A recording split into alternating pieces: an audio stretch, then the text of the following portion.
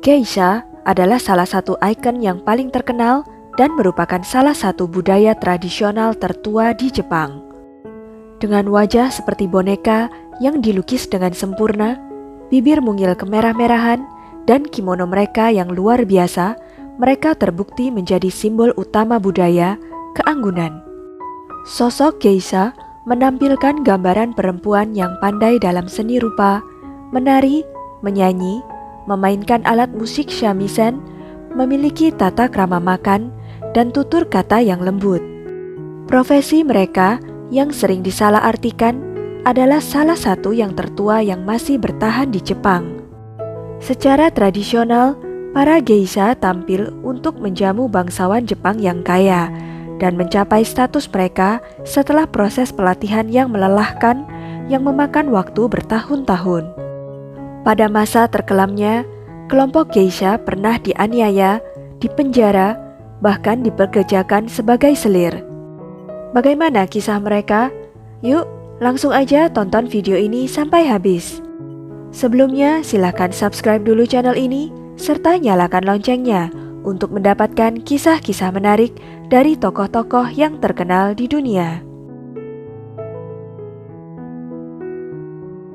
Ternyata dahulu kala yang dimaksud dengan para geisha bukan hanya wanita saja. Geisha pria juga ada di era Edo, Jepang. Ketika itu geisha disebut houkan untuk pria dan keiko untuk seorang wanita. Pekerjaan houkan adalah menghibur orang melalui keahliannya dan dengan membantu geiko dan maiko. Begitu era Meiji lahir, istilah geisha menjadi khusus untuk wanita. Sedangkan maiko juga seorang geisha yang bertanggung jawab untuk menghibur para tamu dengan keterampilan mereka dalam tarian tradisional Jepang, ohayashi. Mereka selanjutnya berlatih dalam tarian dan musik untuk menjadi geisha. Para geisha juga mengenakan oshiroi. Oshiroi adalah bedak putih yang melambangkan tampilan geisha. Ini digunakan untuk menutupi wajah seorang geisha termasuk lehernya. Sebelumnya salah satu bahannya adalah timbal yang berbahaya bagi kesehatan dan karenanya dihentikan. Selanjutnya tampilan geisha dilengkapi dengan menggunakan eyeliner hitam, eyeshadow merah, dan lipstik merah. Adat gigi hitam yang dilakukan para geisha sebenarnya merupakan tren yang tidak hanya dimiliki oleh para geisha, tetapi juga digunakan oleh wanita Jepang pada umumnya. Adat gigi hitam disebut sebagai ohaguro. Maknanya telah berkembang selama bertahun-tahun. Kalau dulu, gigi dihitamkan untuk kecantikan. Sekarang dilakukan saat maiko lulus atau dalam istilah Jepang sudah mencapai tahap sakko.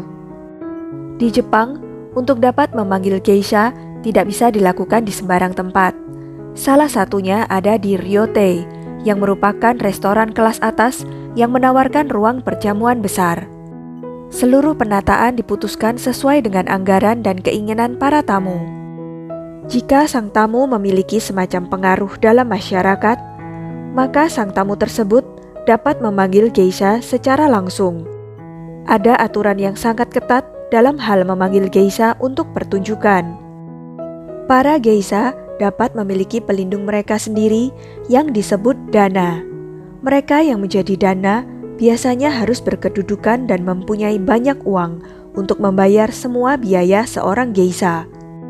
Ini adalah tugas seumur hidup yang harus dipatuhi dana. Oleh karena itu, merupakan kebanggaan untuk menjadi dana, karena dianggap mempunyai kedudukan sosial yang tinggi. Hal ini menunjukkan kekuatan dan kekayaan seorang pria. Namun, hubungan di antara mereka belum tentu secara fisik.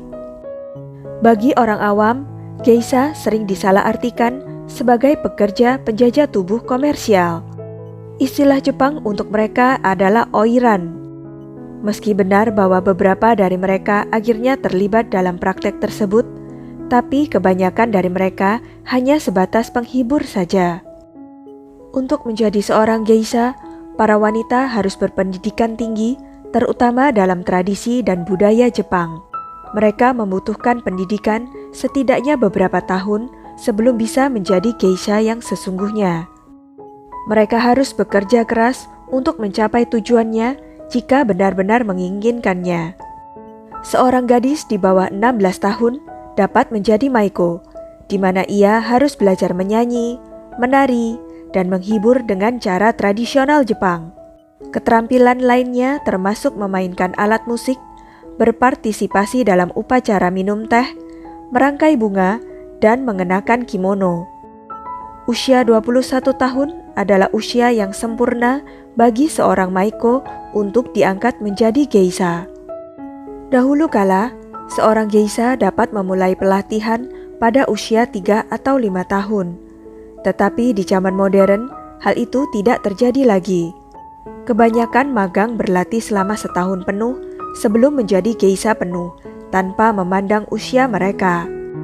Jika seorang wanita berusia 20 tahun atau lebih ketika mereka memulai pelatihan, mereka umumnya tidak diberi gelar maiko, tetapi mereka masih diwajibkan untuk berlatih selama minimal 12 bulan sebelum mereka dapat menjadi geisha penuh. Dahulu kala, pada masa terkelamnya, kelompok geisha pernah dianiaya, dipenjara, atau diperkerjakan sebagai selir. Di masa kini, komunitas geisha profesional tradisional telah melewati semua itu. Kini mereka lebih menawarkan pertunjukan seni dan tradisi khas Jepang. Tempat tinggal seorang geisha disebut Hanamachi, yang berarti kota bunga. Hana bunga dan machi kota. Sebagian besar Hanamachi sekarang ditemukan di Tokyo dan Kyoto. Geisha dengan kasta tertinggi biasanya tinggal di Gyeonkobu Pontocho, distrik Kamishi Chiken di Kyoto. Area perumahan yang terpisah bagi mereka berperan penting dalam menarik banyak pengunjung dan pelanggan. Rumah tempat mereka tinggal disebut Okiya, yang merupakan rumah bergaya tradisional buatan Jepang. Para geisha di masa lalu tidak memilih profesi ini karena pilihan. Mereka lahir dari ibu geisha atau dari keluarga miskin yang membutuhkan uang. Namun skenario saat ini telah diubah. Gadis-gadis geisha perlu dididik di sekolah sampai usia 15 tahun, dan setelah itu mereka bisa melamar menjadi geisha. Geisha dan maiko dapat dibedakan dari gaya rambut mereka. Tidak seperti geisha yang memakai wig khusus yang disebut katsura, seorang maiko menggunakan rambut mereka sendiri, tetapi dapat menggunakan ekstensi rambut. Untuk melindungi rambut mereka di antara kunjungan mereka ke penata rambut, mereka tidur dengan bantuan khusus yang disebut takamakura. Seorang maiko juga akan memakai hiasan yang lebih rumit di rambut mereka, sedangkan geisha lebih halus. Beberapa maiko bahkan mempunyai bintik-bintik botak akibat dari memakai gaya rambut ini untuk jangka waktu yang lama, tetapi mereka menganggapnya sebagai suatu kebanggaan. Untuk melengkapi tampilan kimono, geisha mengikatkan sepotong sutra panjang di pinggang mereka yang disebut obi. Obi berukuran panjang 4 meter dan didekorasi dengan rumit. Penata rias profesional yang dikenal sebagai kitsuke membantu geisha dengan kimononya dan mengikat simpul obi di belakang. Obi maiko memiliki panjang 5 meter dan seringkali didekorasi lebih rumit daripada geisha. Pada masa kejayaan geisha sekitar tahun 1930-an, ada sebanyak 80.000 wanita yang menjadi maiko dan geisha. Seiring waktu, jumlah itu berkurang, dan hanya sekitar 1.000 geisha aktif yang tersisa. Seorang pelanggan harus mempunyai izin khusus untuk masuk. Mereka biasanya tidak diizinkan memasuki Okiya dari jalan. Untuk mendapatkan izin masuk, mereka harus dirujuk oleh klien lain, atau memiliki hubungan baik dengan pemilik. Orang asing juga tidak diizinkan masuk tanpa pendamping. Tetapi pembatasan itu agak dilonggarkan di zaman modern ini. Seorang geisha secara tradisional tidak berperilaku lemah lembut atau tunduk. Mereka harus mengikuti perkembangan tentang urusan saat ini dan mampu mengadakan percakapan yang cerdas dan menarik dengan klien mereka. Pada saat banyak istri Jepang tidak diizinkan untuk berbicara dengan suami mereka secara setara, geisha dapat berbicara tentang banyak topik dan berbicara dengan mereka pada tingkat yang sama. Di masa awal geisha, rumah geisha dijalankan oleh wanita dan tanpa campur tangan pria. Setelah hutang mereka kepada pemilik rumah geisha dibayar, seorang geisha bebas untuk bercabang sendiri dan menyimpan sebagian besar gajinya di luar biaya sponsornya. Penggunaan pertama kata geisha adalah pada tahun 1750 oleh seorang pemain wanita dari wilayah Fukagawa. Tetapi para pemain ini biasanya dianggap sebagai penjajah tubuh komersial. Untuk memisahkan geisha dari mereka, kemban diciptakan pada tahun 1779. Kemban adalah kantor pendaftaran geisha, dan pada tahun 1813, geisha secara resmi diakui sebagai sebuah profesi, dan nama geisha mulai digunakan dengan semestinya. Seluruh citra geisha dibuat untuk mewujudkan cita-cita wanita Jepang yang sempurna.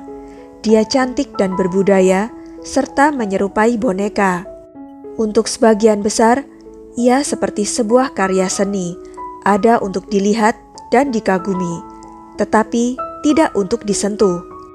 Menurut Jodie Cobb, dalam artikelnya di National Geographic tentang geisha, bisnisnya adalah menjual mimpi kemewahan, romansa, dan eksklusivitas kepada pria terkaya dan paling berkuasa di Jepang. Sekian kisah tentang geisha. Jangan lupa untuk klik like, share, subscribe, dan komen ya. Sampai jumpa lagi di video-video berikutnya.